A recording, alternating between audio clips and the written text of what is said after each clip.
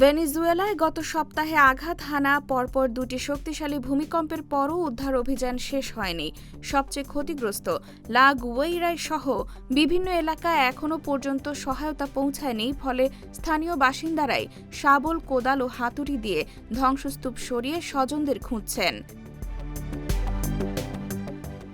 সরকারি তথ্য মতে এখন পর্যন্ত ১,৭১৯ জনের মৃত্যু নিশ্চিত হয়েছে এবং হাজারো মানুষ এখনও নিখোঁজ।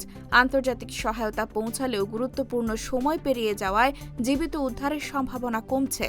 তবে ১০০ ঘণ্টার বেশি সময় ধ্বংসস্তূপে আটকে থাকার পর ২১ বছর বয়সী এক যুবককে জীবিত উদ্ধার করা হয়েছে, যা নতুন আশার আলো দেখিয়েছে।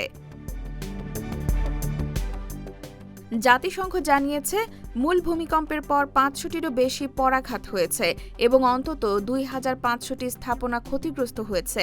মৃতের সংখ্যা আরও বাড়তে পারে বলে আশঙ্কা করা হচ্ছে। এদিকে ক্ষতিগ্রস্তদের জন্য অস্থায়ী আশ্রয় শিবির স্থাপন ও নিরাপদ এলাকায় পুনর্বাসনের কাজ চলছে।